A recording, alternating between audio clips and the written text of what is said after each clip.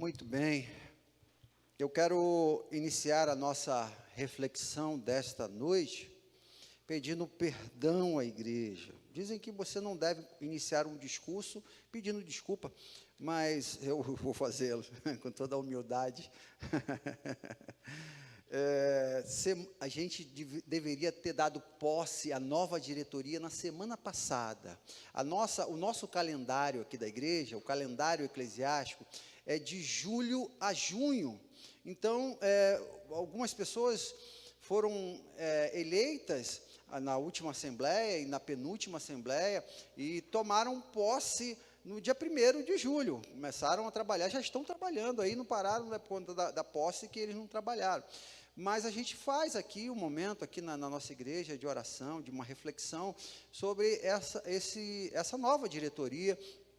Então, eu queria, por meio dessa nossa reflexão de hoje, incentivar a vocês que estão tomando posse oficialmente hoje, para que vocês tomem parte daquilo que nós vamos pensar aqui hoje, para a sua vida, para que a gente continue focado, buscando o crescimento do Evangelho, o avanço do reino, em nome de Jesus. Então, a primeira coisa é perdão. Era para ser semana passada e eu vim com a cabeça pregando, preparei o texto bíblico, mas cheguei aqui e esqueci. Duas coisas que acontecem quando a gente começa a ficar velho, né? Primeiro, a gente começa a esquecer as coisas. E a segunda, eu não lembro o que é. Eu falei isso aqui 1000 vezes, né? Não tem nem mais graça, mas a gente esquece que a gente fala. Então, hoje, você que está em casa, você já está tomando posse aqui. Enquanto a gente está falando aqui, você já está tomando posse aí. Afinal, nós vamos orar empossando vocês, em nome de Jesus, para que a gente faça um ano aí eclesiástico, diante de todas essas demandas novas realidades que nós estamos vivendo. Mas, em nome de Jesus, vai ser um ano especial, um ano diferente, um ano que a gente vai crescer, como a gente já está crescendo aí nesses 4 meses aí, como nunca. Então, abra sua Bíblia aí no livro de Atos, Atos dos Apóstolos, no capítulo 27. Esse texto é um texto, a Bíblia toda é linda, né? Esse texto é um texto fantástico, de desafios, e que eu queria pensar com você, nesse texto, você que está tomando posse hoje, você que não faz parte da diretoria da nossa igreja, mas está vivendo um momento também de desafio, o mundo inteiro está vivendo um tempo de desafio, tomar posse desse texto para a sua vida, porque é um texto que vai nos desafiar a não desistir da vida. Amém, irmãos? Não desista da vida.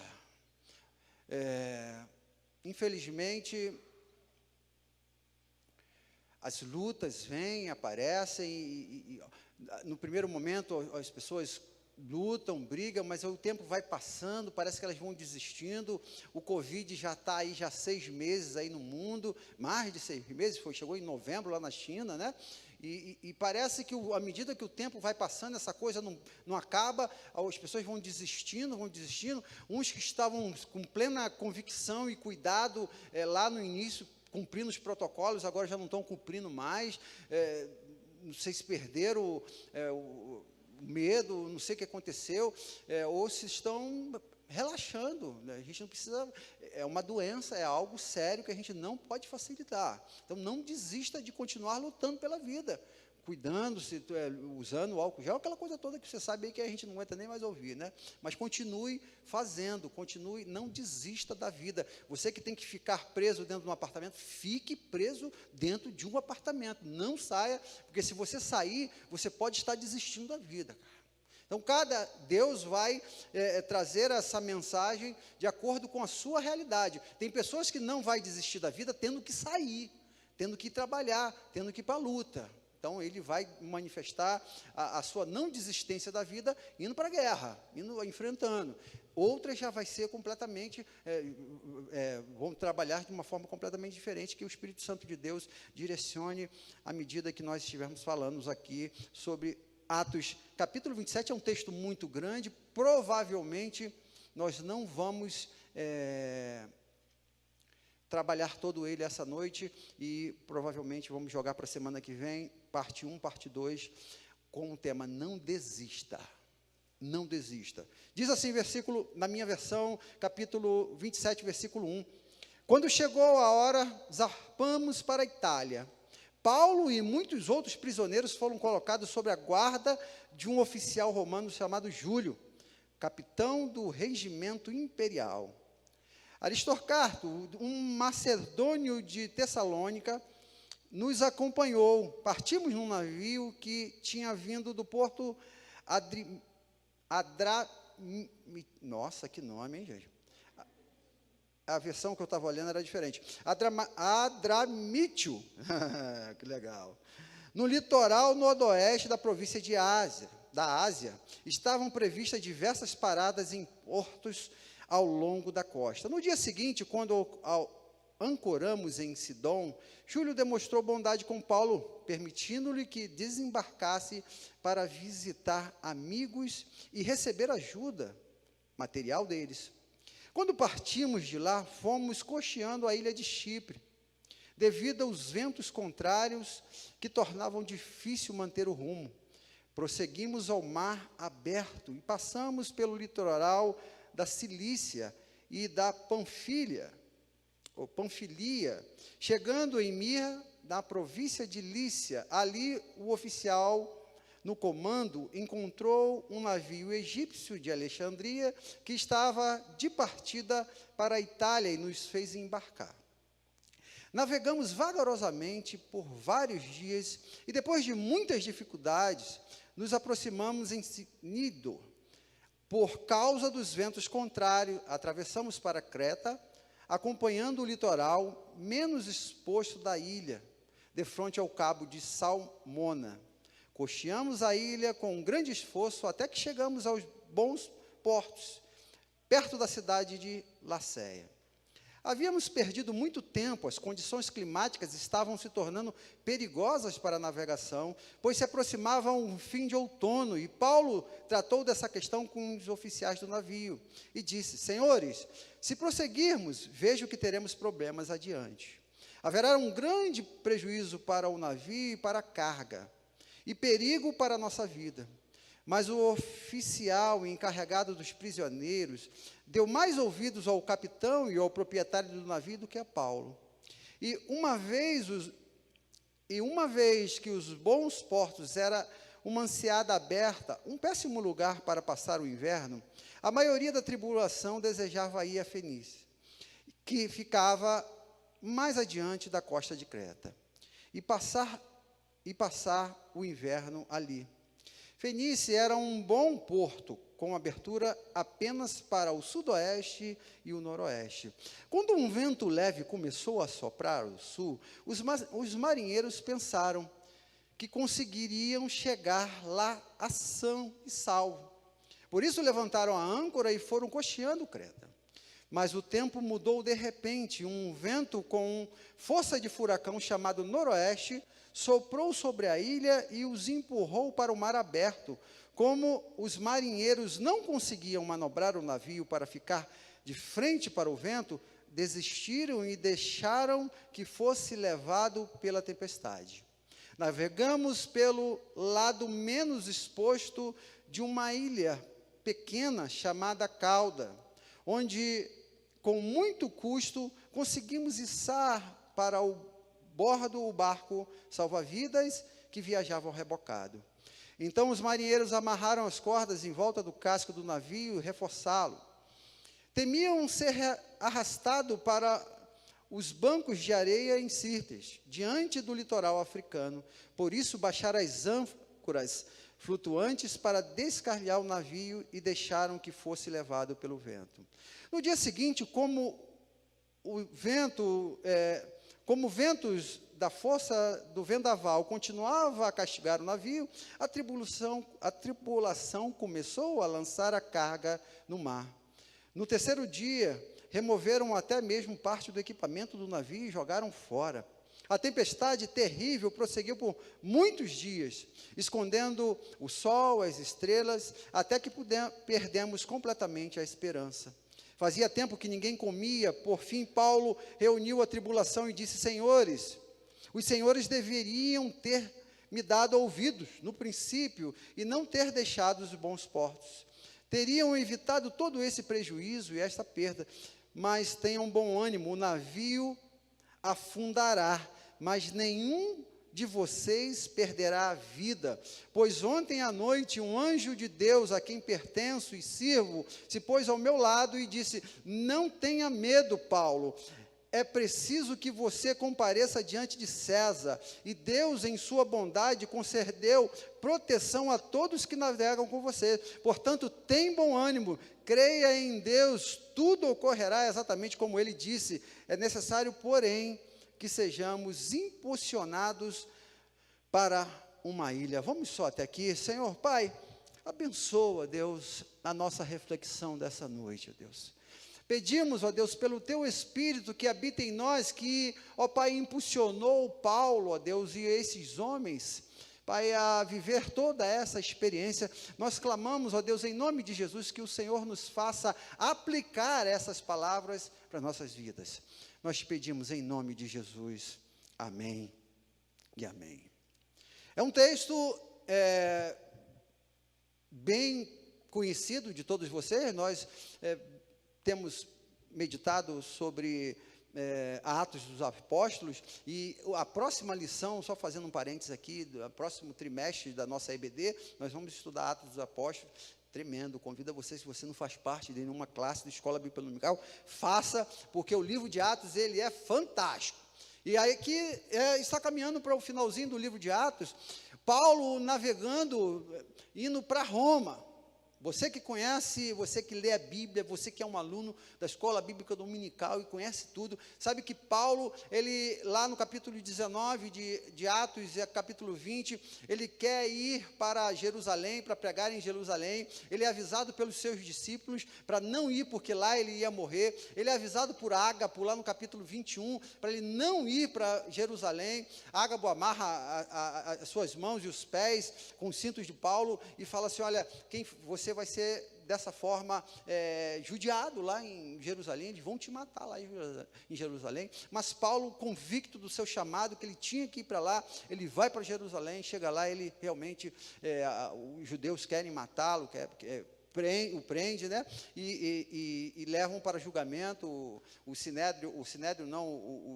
As autoridades entram e tiram Paulo do meio do tumulto, e Paulo, mais lá na frente, no capítulo 25, 26, ele clama, ele apela para ir para César. Ele fala assim: olha, eu sou romano e eu tenho direito de ser julgado, vocês não vão me matar sem me julgar. Ele apela para César, e aí então ele vai enviado para César, é onde a gente chega no capítulo 27. Paulo está indo para Roma para se encontrar com César, para fazer a sua defesa. Mas o capítulo 23 vai dizer que Paulo, um anjo aparece para Paulo e fala: Paulo, eu estou te enviando a Roma para você testemunhar. Não é de falar com César, não, até porque a história vai dizer que Paulo nem chega a falar com César. Ele vai para lá para testemunhar em Roma. Eu queria dizer para você que Paulo tinha uma missão. Paulo, diante de todas as suas lutas, de todos os seus desafios, a turma querendo matar Paulo, Paulo não parou. Paulo, eu tenho que ir em Jerusalém, eu vou em Jerusalém. Eles vão me matar lá, não tem problema, não tem nada precioso na minha vida, com quanto que eu cumpro a minha carreira. Aleluia, eu vou em Jerusalém. E Paulo foi em Jerusalém. Paulo enfrentou a morte e foi em Jerusalém. Chegou lá, prenderam ele, e ele apela para César. Igreja, eu queria pensar com vocês sobre o tema não desista.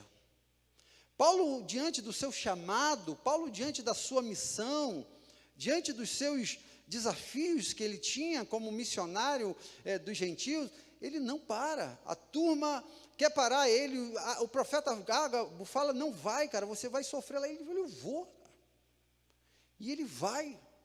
E chega lá, a turma quer pegar ele, quer prender ele, ele fala: eu apelo para César. Ele corre atrás, ele luta o tempo todo pela vida. Entra no navio, o navio dá ruim lá, tempestade. Que loucura, que vida intensa, que vida cheia de desafios. E Paulo não desiste, queridos. Igreja, pensarmos sobre isso. Não desista, cara. Tem tempestade pela frente. Tem gente querendo te matar. Tem gente querendo roubar seu emprego. Tem gente querendo roubar seu marido, sua esposa. Tem gente querendo fazer mal à sua vida. Não desista em nome de Jesus, cara. Nós não podemos desistir. Estou estudando a carta dos Hebreus, né? E lá o tema é isso: não retroceda. Igreja do Senhor Jesus Cristo, nós não vamos parar em nome de Jesus. O que está nos desafiando aí? Nós vamos enfrentar em nome de Jesus. Eu não estou chamando você para ser inconsequente ou ser imprudente, não. Mas qual é o desafio que você tem que encarar para permanecer vivo? Encare. Eu estou falando isso, igreja, porque eu tenho conversado com algumas pessoas. Tem gente que está já, parece que entregando os pontos. Tem gente que parece que está desistindo. Ah, pastor, isso não vai passar nunca. Ah, agora, ó céus, ó vida, o Covid, é só Covid. Tem um ditado que diz que nós somos brasileiros, né? O brasileiro não desiste nunca, né? O Brasil é um país abençoado. O povo, uma turma roubando o Brasil, aquela coisa, o Brasil está aí, firme, cara, uma terra abençoada, né? Uma nação que não desiste, o brasileiro não desiste, nós não podemos desistir. Eu estava pensando aqui, independente se você gosta dele ou não, nosso papel aqui não é falar de política. O outro camarada também que eu vou te contar, esse tal de Bolsonaro, rapaz, o cara apanha todo dia, cara, você já viu? Não tem um dia que ele não apanha. Ele está lá. Eu sou maior fã dele, eu gosto dele demais. O povo está batendo na rede, bate nele, mas eu nunca vi um político apanhar tanto como apanha o Bolsonaro. Aí ele não desiste.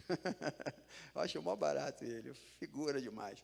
E aí a gente vai afunilando Brasil, presidente, pessoas, personalidades, a gente vai vendo gente, a gente vai vendo igrejas. Uma segunda igreja, essa igreja aqui também, quem conhece essa igreja aqui há mais tempo, eu estou aqui nesse ministério há 14 anos, tomando, mas tem gente aqui que tem 20, tem 30, Gilberto tem uns 40 e poucos anos aqui nessa igreja, né, Gilberto? Mais. Então, sabe o quanto essa igreja aqui é guerreira, rapaz, essa segunda igreja. Olha, nesses 14 anos que eu estou aqui, como eu já vi luta aqui nessa igreja, a gente está aí lutando e não desiste. Que legal, aleluia, cara. Então, Deus está te convocando a não desistir. Você for pensar na sua vida, quem falou para você que seria fácil? Aonde no Evangelho Jesus disse que é mole? Não é. Tem luta, tem tempestade, tem adversários, tem navio afundando, tem tudo isso. Eu queria pensar com vocês aqui, nessa noite, alguns aspectos que esse texto nos convida a não desistir. Primeira coisa, no versículo 1, falei aqui alguma coisa. Quando chegou a hora, zarpamos para a Itália, diz o texto, a Roma. Paulo e muitos dos prisioneiros foram colocados sob a guarda de um oficial romano chamado Júlio, capitão do regimento imperial. Aquele que não desiste, querido, é aquele que tem uma visão clara daquilo que Deus tem para a sua vida. Paulo sabia que ele tinha que ir para Roma. Como é que ia para Roma naquela época? Era de navio, eu vou do navio. Paulo, ele tinha convicção clara dos objetivos da sua vida. Aqueles que não desistem sabem aonde vão, cara.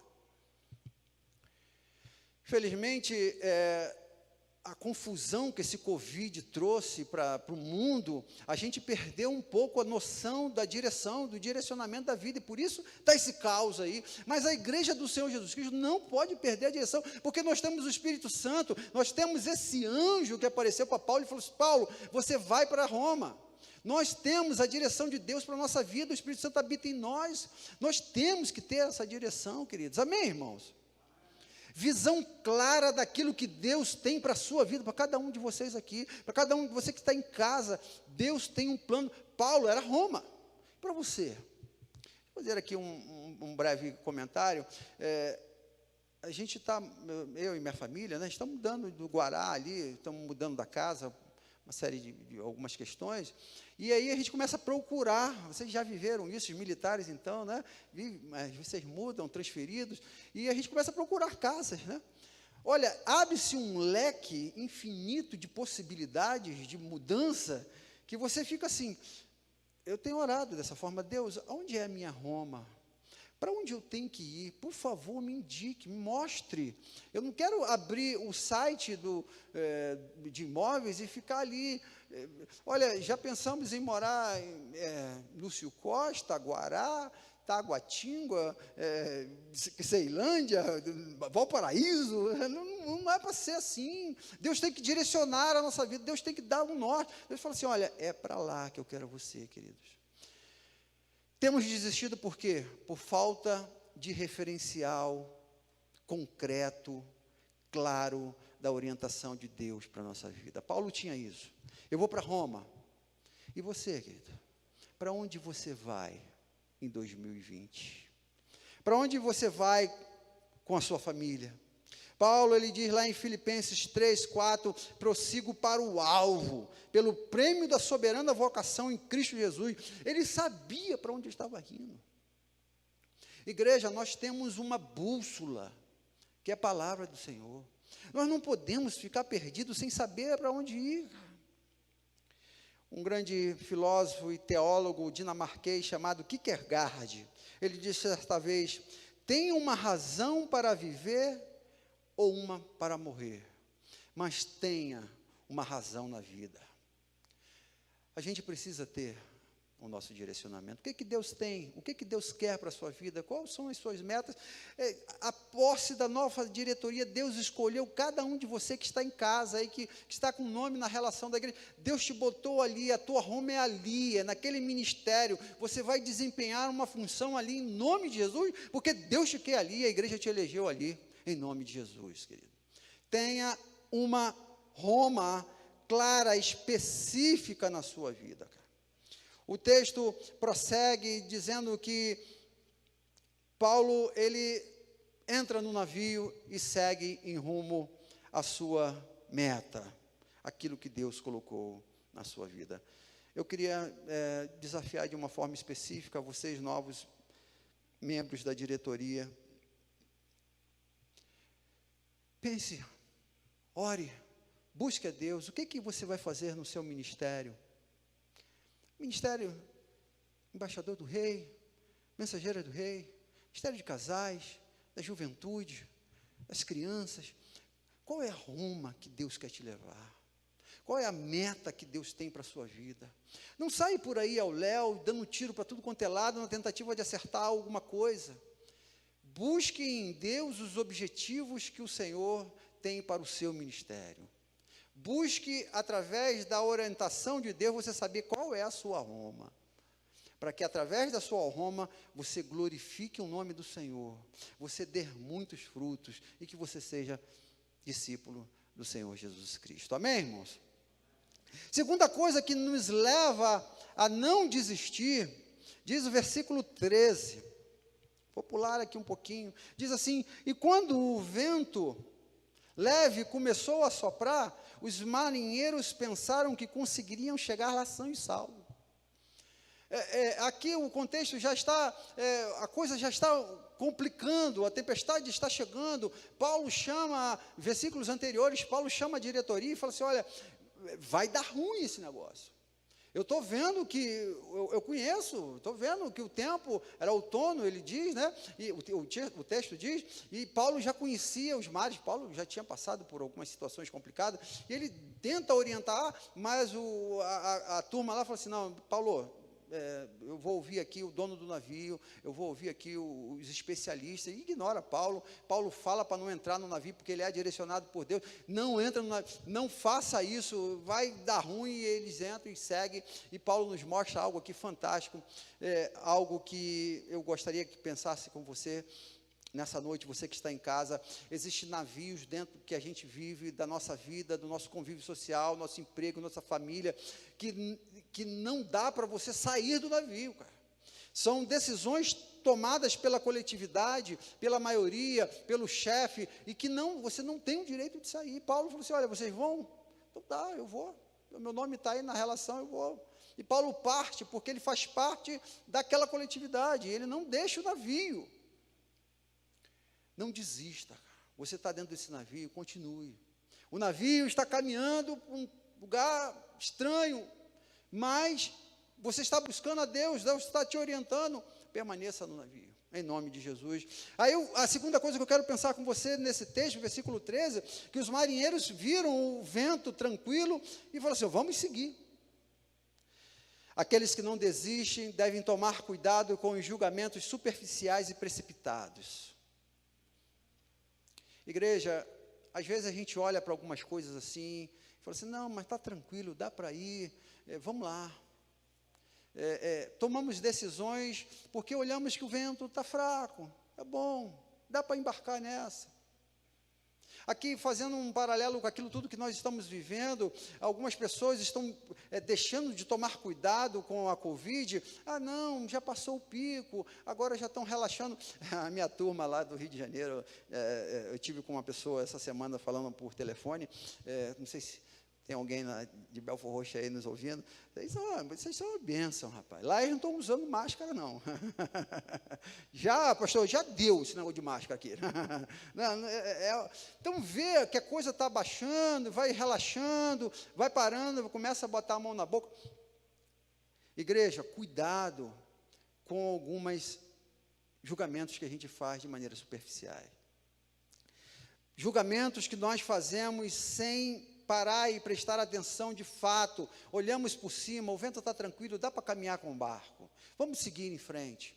Julgamentos que levaram a perigo 276 vidas. O versículo 37 vai dizer que eram as pessoas a bordo.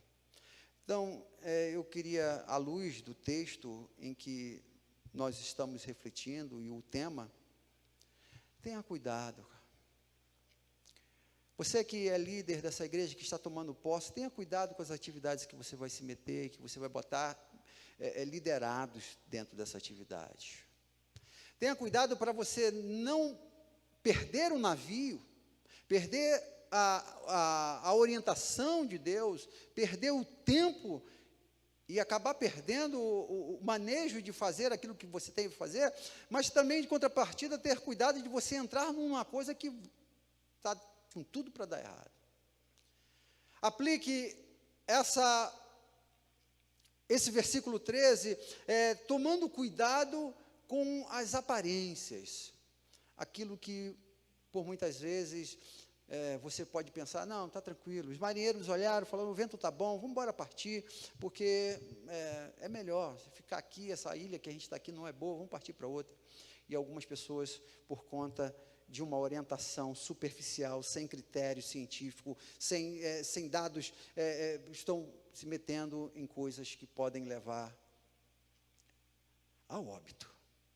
Não tenha cuidado com os julgamentos superficiais e precipitados, versículo 13. Versículo 14, queria pensar com você mais um ponto: aqueles que não desistem, sabem que tudo, a qualquer momento, pode mudar. Versículo 14 diz: mas o tempo mudou de repente. Aqueles marinheiros ouviram o vento fraco, falaram assim: vamos partir, vamos embora, dá para entrar. Mas de repente, no versículo 14, veio um vento forte, com uma força de furacão, cara. Por isso que é tão importante você estar direcionado por Deus, cara. A gente olha o ventinho tranquilo, dá para partir, dá para sair de casa, dá para empreender, dá para fazer aquele investimento, dá para fazer aquela compra, dá para começar aquele relacionamento, e de repente as coisas mudam. De repente o tempo muda, o vento mudou, e não veio um ventinho um pouquinho mais forte, não, veio um furacão, gente, e a vida é assim, cara.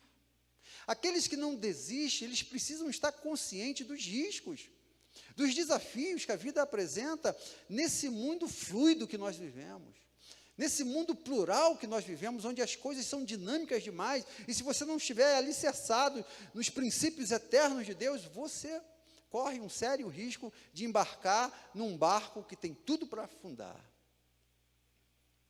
Igreja do Senhor Jesus Cristo, esteja atento. Estava lendo um grande cientista desse tempo. Ele dizia no seu livro que um dos problemas dessa geração é que nós perdemos os referenciais absolutos. Essa nossa geração vive na relatividade. Essa geração, ela vive nesses de repente. nesses rompantes dos ventos. E a gente não tem mais algo eterno, porque você vai falar da Bíblia para alguém nas academias, para os cientistas vão rir de você, porque não existe princípios eternos. Não dá para se prender, porque tudo é muito fluido, tudo é muito corrido, e tudo muda muito de repente. E aí, por conta disso, estamos embarcando em barcos que estão caminhando para o naufrágio. Igreja, aqueles que não desistem, eles têm que estar atentos, nós temos que estar atentos que nós estamos numa geração fluida, uma geração inconstante, uma geração que muda de repente. É aquele relacionamento que você começa e que está amando, assim, o amor platônico. E no outro dia você não quer nem mais ver a pessoa. Muda de repente. É aquele emprego que você está muito bem trabalhando, de repente a pessoa te manda embora. É aquele crente que está aqui na igreja vibrando, cantando, louvando, pulando, soltando, falando em língua. No outro dia, de repente, muda. A vida dele, ele sai, abandona e vai embora. Cuidado com os de repentes desse tempo. A vida desse nosso tempo em que vivemos carrega essas marcas onde aquilo que Deus tem planejado de forma eterna, que Deus tem planejado para cada um de nós de forma absoluta, está sendo trocado pelo efêmero. Em nome de Jesus, existem momentos na vida em que é melhor você buscar, ficar diante de Deus horas e horas e horas e horas, do que você tomar uma decisão à luz das mudanças climáticas do nosso tempo. Busque a presença de Deus, busque a orientação de Deus, busque estar na presença de Deus e saber onde e quando está. Esse texto hoje nós vamos encerrar a nossa reflexão aqui, e eu queria dar uma ênfase aqui no versículo 19, meus irmãos. Aqueles que não desistem. Para você pensar no seu pequeno grupo durante essa semana. Aqueles que não desistem, eles conseguem diferenciar o essencial do supérfluo. Diz o versículo 19, diz assim: e no dia seguinte, como os ventos, com a força de um vendaval, continuavam a castigar o navio, a tribulação começou a lançar a carga ao mar. No terceiro dia, removeram até mesmo as partes dos equipamentos do navio e jogaram fora. O que estava acontecendo? Eles perceberam que se eles continuassem naquela ali, o navio ia afundar. Então eles começaram a jogar fora no mar as cargas. Eu fico imaginando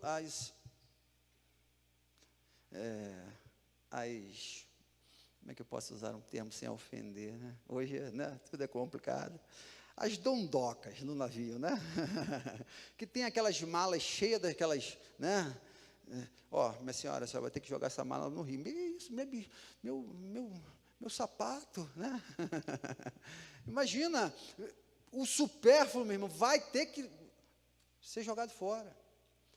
Diante dos desafios da vida, é que nós paramos para ver exatamente o que não é essencial na nossa vida. É diante dessas pandemias, é diante dessas mortes que nós estamos vendo aí, mais de 500 mil mortes no mundo, é que nós paramos para ver o que realmente deve ficar no nosso navio, cara. Enchemos o nosso navio de coisas, de malas, de bijuterias, que na hora que o navio começar a passar por dificuldades e tempestades, que nós vamos ver que isso não serve para nada. Essas coisas só estão servindo para fazer peso e afundar o nosso navio. Então é preciso fazer a distinção. Aqueles que não desistem, eles têm essa capacidade de fazer essa distinção e perceber na vida dele que tem coisas que precisam ser jogadas fora, cara. Porque se você não jogar fora, não vai adiantar nada você ir para o fundo do mar com o seu relógio de ouro. Não vai adiantar nada você destruir o seu casamento por conta de um carro novo.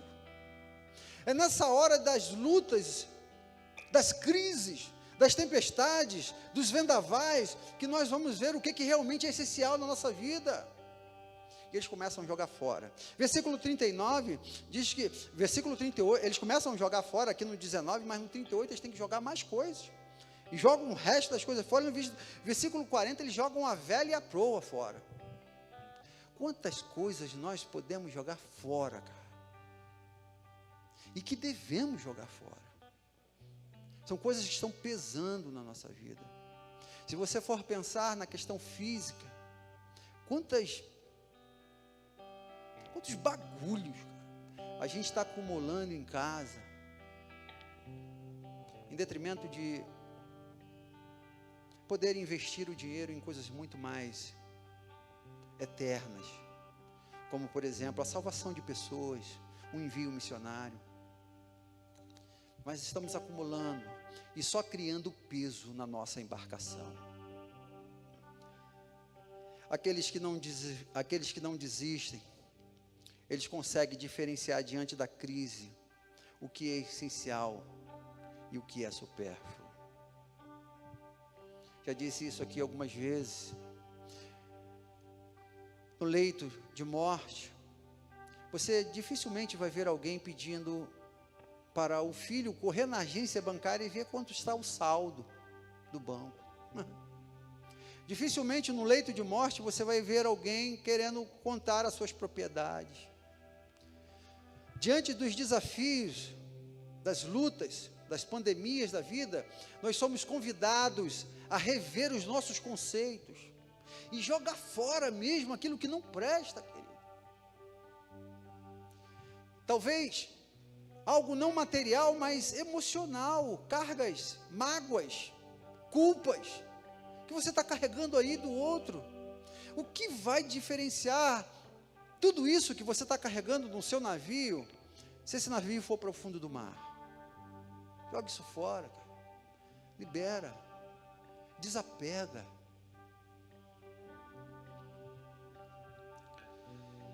Diante das lutas, nós precisamos parar e fazer uma reflexão.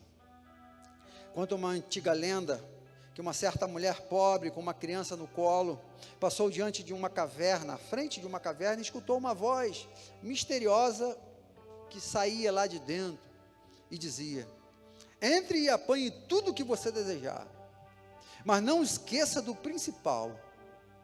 Lembre-se, porém, de uma coisa: depois que você sair, a porta vai se fechar para sempre.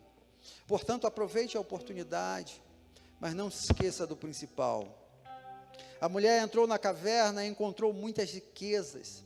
Fascinada pelo ouro e pelas joias, colocou a criança do lado e começou a juntar ansiosamente tudo no seu bolso, na sua sacola.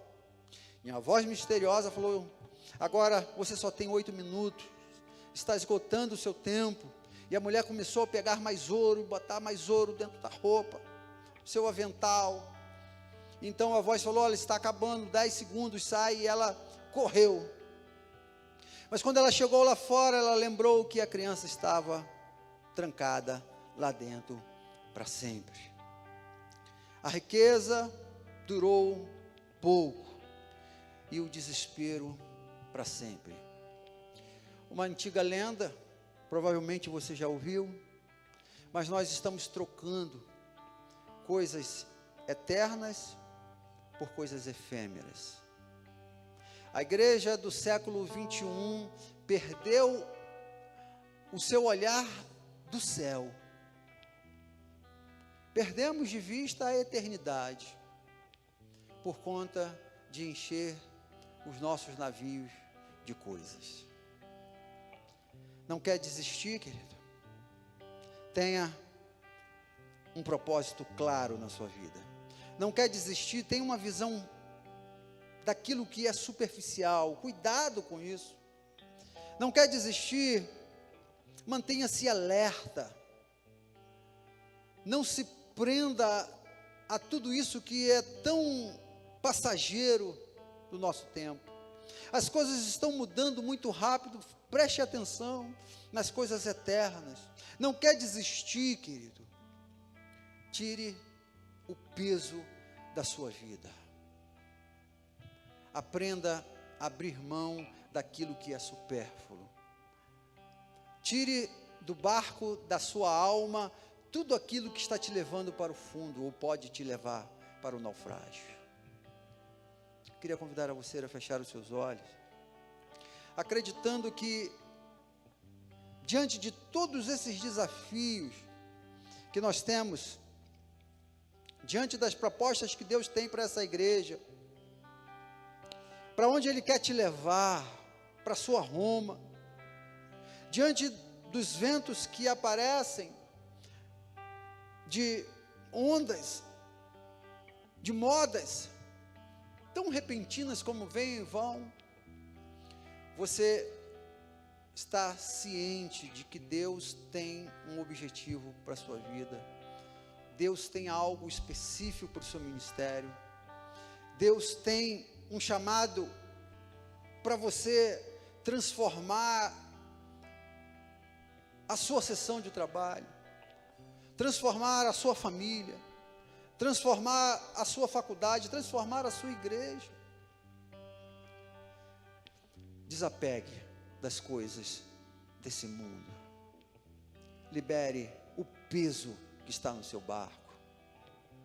Em nome de Jesus, enquanto é tempo. Eu queria encerrar cantando uma canção que nós não desistimos, Paulo não desistiu, tantos homens na história não desistiram, e você não deve desistir. É porque nós temos um Deus que cuida de nós, temos um Deus que nos direciona, temos um Deus que nos pega no braço, temos um Deus que não vai deixar você morrer, em nome de Jesus.